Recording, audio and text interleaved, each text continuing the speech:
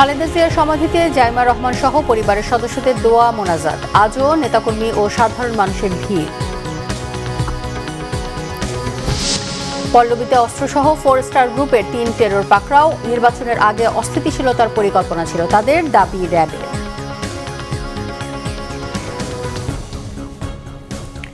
দেখছিলেন crown cement সংবাদ শিরোনাম। এবারে বিস্তারিত। সদ্যপ্রয়াত বিএনপি চেয়ারপারসন বেগম খালেদা জিয়ার কবর জিয়ারত করেছেন তার নাতনি জাইমা রহমান সহ পরিবারের সদস্যরা। শ্রদ্ধা জানিয়েছেন 90 স্বৈরাচার বিরোধী আন্দোলনের সর্বদলীয় ছাত্র ঐক্য সহ তৎকালীন ডাকসুর নেতারা। দিনভর শ্রদ্ধা জানাতে আসেন সর্বস্তরের মানুষও।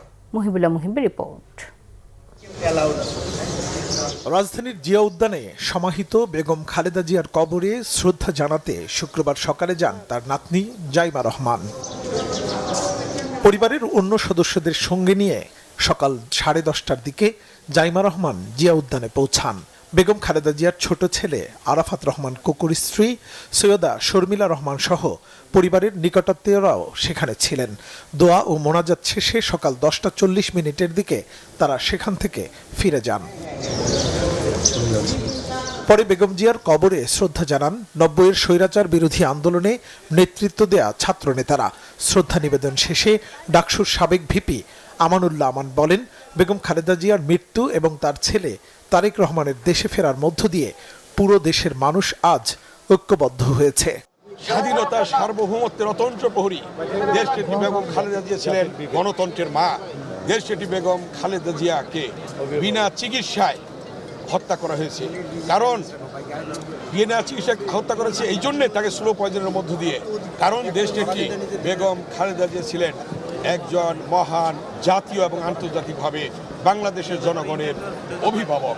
প্রতিহিংসার বশবর্তী হয়ে যে বিগত যে ফ্যাসিস্ট প্রধানমন্ত্রী তিনি তাকে মৃত্যুর পথে ঠেলে দিয়েছেন। বেগম খালেদা জিয়া তার জীবনের শেষ রক্তবিন্দু দিয়ে তিনি তার এদেশের জনগণের জন্য, এদেশের গণতন্ত্রের জন্য এবং এদেশের স্বাধীনতা সার্বভৌমত্বের জন্য করে গেছেন। জিয়া উদ্যানে স্বামীর কবরের পাশে চিরনিদ্রায় শায়িত বেগম খালেদা জিয়ার কবরে শ্রদ্ধা জানাতে আসেন নাটোর 2 আসনের ধানের শীষ প্রার্থী রুহুল কুদ্দুস তালুকদার দুলু এবং চট্টগ্রাম 10 আসনের প্রার্থী সাইদ আল নোমান। এ সময় দেশ ও জনগণের জন্য বেগম খালেদা জিয়ার অবদানের কথা তুলে ধরেন বিএনপির এই 2 নেতা। যতক্ষণ পর্যন্ত বেঁচে আছি বেগম খালেদা জিয়ার সেই দেশপ্রেমের ধারণা আদর্শ আমরা ধারণ করে জীবনের সেই দিন পর্যন্ত এটা কার্যকর করার জন্য আমরা চেষ্টা চালিয়ে যাব। জাতীয়তাবাদী দলের ভারপ্রাপ্ত চেয়ারম্যান উনিও আজকে এই দলের দায়িত্ব নিয়েছেন। উনি ইনশাল্লাহ শহীদ প্রেসিডেন্ট জিয়াউর রহমান বেগম খালেদা জিয়ার এই আদর্শকে ধারণ করে আগামী দিনে দেশ পরিচালনার জন্য দায়িত্ব পালন করবে বলে আমরা বিশ্বাস। প্রায় 11 মাস আগে আমার বাবা আব্দুল্লাহ নোমানের সাথে আমি দোয়া চাইতে গিয়েছিলাম। তিনি বলেছিলেন যে প্রতিষ্ঠান গড়বে, প্রতিষ্ঠানের মাধ্যমে মানুষের জন্য ভালো ভালো কাজ করবে, সেটাই রয়ে যাবে, বাদবাকি সব শেষ হয়ে যাবে, নিঃশেষ হয়ে যাব আমরা। স্বদেশ প্রত্যাবর্তন দিবস থেকে শুরু করে দেশনেত্রী বেগম খালেদা জিয়ার যে জানাজা, আপনি দেখেছেন কিভাবে বাংলাদেশ ঐক্যবদ্ধ। এছাড়াও সাবেক 3 বারের প্রধানমন্ত্রীর কবরে শ্রদ্ধা জানাতে আসে বিভিন্ন সামাজিক, রাজনৈতিক ও সাংস্কৃতিক সংগঠনের পাশাপাশি সর্বস্তরের মানুষ। মুহিবুল্লাহ মুহিব, বাংলা ভিশন, ঢাকা। দর্শক, বিএনপি চেয়ারপারসন বেগম খালেদা জিয়ার রুহের মাগফিরাত কামনায় বাদ আসর গুলশান আজাদ মসজিদে দোয়া ও মিলাদ মাহফিলের আয়োজন করা হয়েছে। সেখানে রয়েছেন সহকর্মী শুভ মাহফুজ, সরাসরি যুক্ত হচ্ছে তার সঙ্গে। শুভ, দোয়া ও মিলাদ মাহফিলে বিএনপির ভারপ্রাপ্ত চেয়ারম্যান তারেক রহমান কি যোগ দিয়েছেন এবং এ ব্যাপারে কি খবর আছে আপনার কাছে এবং সেখানকার সবশেষ অবস্থা আমাদের জানাবেন।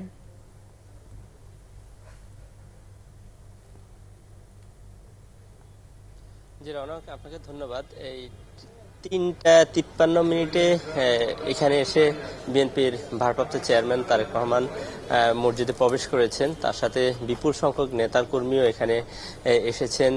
দলের মহাসচিব মির্জা ফখরুল ইসলাম আলমগীর এসেছেন, স্থায়ী কমিটির সদস্য মির্জা আব্বাস সহ বেশ কয়েকজন স্থায়ী কমিটির সদস্যরা এখানে এসেছেন। সবাই এসে মসজিদে প্রবেশ করেছেন। আমরা বিকেল 4:15 আসরের নামাজের জামাত অনুষ্ঠিত হবে। জামাতের পরই এই যে দোয়ার যে আনুষ্ঠানিক কার্যক্রম সেটি শুরু হবে।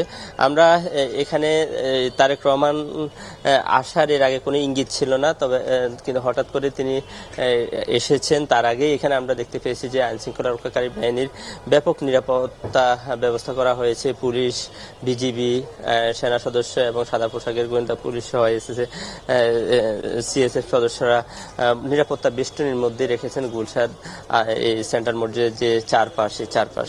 আপনি জানেন যে বেগম খালেদা জিয়ার মৃত্যুর পরে 3 দিনের রাষ্ট্রীয় শোক শেষ হয়েছে গতকালকেই।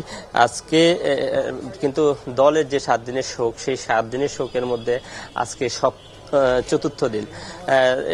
এই সাবেক 3বার এই প্রধানমন্ত্রীর মৃত্যুকে ঘিরে দল মত নির্বিশেষে সাধারণ মানুষের যে একটা শোক, যে একটা কষ্ট, সেটি কিন্তু আমরা দেখতে পাচ্ছি। যেখানেই যাচ্ছি দলের গুলশান কার্যালয়ে গেলে আমরা একই দৃশ্য দেখি।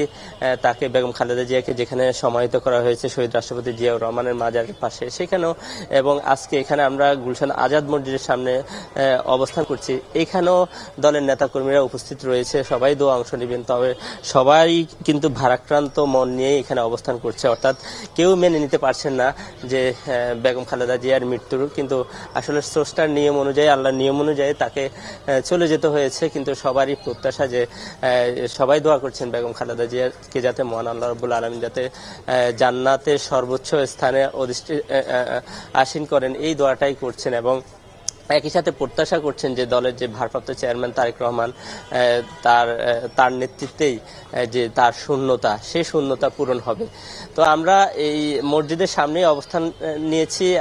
পরবর্তী নিয়োগে আমরা দোয়ার যে পরবর্তী বিষয়গুলো বা নতুন কোনো তথ্য সেটি আপনাকে অবশ্যই জানাতে পারবো। রনক, শুভ, আপনাকে ধন্যবাদ। পরবর্তীতে আপনার সাথে আবারও যোগাযোগ করা হবে। আগামী 3 দিনব্যাপী ঢাকা সহ সারা দেশে অপ্রয়োজনীয় পোস্টার ফেস্টুন অপসারণে বিএনপি কাজ করবে বলে জানিয়েছেন দলের সিনিয়র যুগ্ম মহাসচিব রুহুল কবির রিজভী। বিএনপির ভারপ্রাপ্ত চেয়ারম্যান তারেক রহমানের নির্দেশে শুক্রবার সকালে নয়াপল্টনে দলের কেন্দ্রীয় কার্যালয়ের সামনে যুবদল, ছাত্রদল, স্বেচ্ছাসেবক দল, ঢাকা মহানগর উত্তর ও দক্ষিণ বিএনপি আয়োজিত অপ্রয়োজনীয় পোস্টার ফেস্টুন অপসারণ কার্যক্রম শেষে একথা জানান রিজভী। বলেন, ব্যক্তিগত ভবনে কোনো পোস্টার ফেস্টুন লাগানোর পক্ষে নয় বিএনপি। একটি সুন্দর ও আদর্শিক দেশ বিনির্মাণে কাজ করাই বিএনপির লক্ষ্য উল্লেখ করে তিনি বলেন, আগামী 3 দিন দেশব্যাপী কাজ করবেন বিএনপি ও অঙ্গ সংগঠনের নেতাকর্মীরা।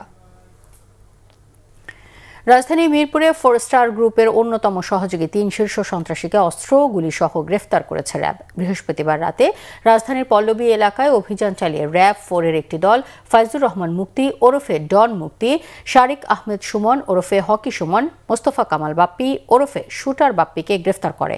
দুপুরে র্যাব 4 এর সংবাদ সম্মেলনে জানানো হয়, এসব সন্ত্রাসী মিরপুর এলাকায় নিয়মিত চাঁদাবাজি ও সন্ত্রাসী তৎপরতা চালাত। বৃহস্পতিবার রাতে বেরিবাঁধ এলাকায় চাঁদাবাজির জন্য সংগঠিত হয়েছিল তারা। এরা সবাই 4 স্টার গ্রুপের অন্যতম সদস্য। নির্বাচনের আগে অস্থিতিশীল পরিস্থিতি তৈরির পরিকল্পনা ছিল তাদের। ডন মুক্তি 4 স্টার গ্রুপের অন্যতম শীর্ষ সন্ত্রাসী মামুনের বোন জামাই। এই ছিল এখনকার মতো। পরের সংবাদ সন্ধ্যা 6টায়। এর আগে 5টায় রয়েছে নিউজ টপ 10 দেখার আমন্ত্রণ রইল। এতক্ষণ সাথে থাকায় ধন্যবাদ।